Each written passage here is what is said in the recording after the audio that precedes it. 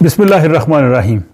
जब दो लोग मिलते हैं तो एक दूसरे को वो सलाम करते हैं, लेकिन हमने कभी सोचा है कि इसका मतलब क्या है। जब हम अस्सलामु अलैकुम कहते हैं तो ये कोई एक रस्मी सा कोई जुमला नहीं है, बल्कि इसमें बहुत से जो मानी मौजूद हैं और इसका कोई मकसद है।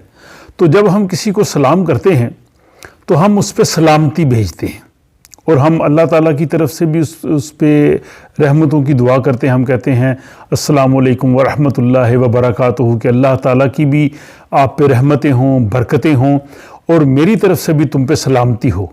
तो सलामती का मतलब ये है कि मेरे किसी भी कौल और फ़ेल से, मेरी हाथ से, मेरी ज़ुबान से तुम्हें कोई तकलीफ़ नहीं पहुँचेगी। मैं तुम्हारी सलामती चाहता हूँ, मैं तुम पे रहमतें और बरकतों का नज़ूल चाहता हूँ। और ये हदीस मुबारका भी है, नबी अकरम सल्लल्लाहु अलैहि वसल्लम ने फरमाया है कि अल मुस्लिमु मन सलिमल मुस्लिमून मिन लिसानिही व यदिही, कि मुसलमान वो है जिसके हाथ और ज़ुबान से दूसरे मुसलमान महफूज रहें।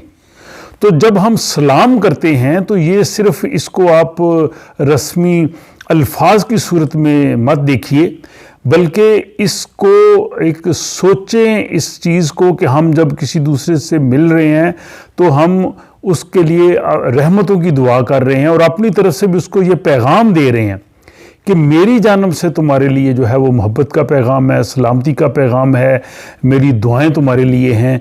और अगर यही रविश जब हमारी होगी, जब इस नीयत से और इस सोच से हम सलाम करेंगे तो फिर ज़ाहिर माशरे में भाईचारा और मोहब्बतें जो हैं वो परवान चढ़ेंगी। तो मैंने समझा कि ये एक आम सी एक बात है, हर रोज़ हम एक दूसरे को सलाम करते हैं, लेकिन हम शायद गौर नहीं करते कि इस्लाम का मतलब क्या है। इसीलिए जो है वो इस्लाम जो है वो सलामती का दीन है, लेकिन इसका जो असर है वो हमारे अमल की सूरत में सामने नज़र आना चाहिए। अपनी राय से मुझे इस बारे में ज़रूर आगाह कीजिए कि ये वीडियो आपको कैसी लगी है।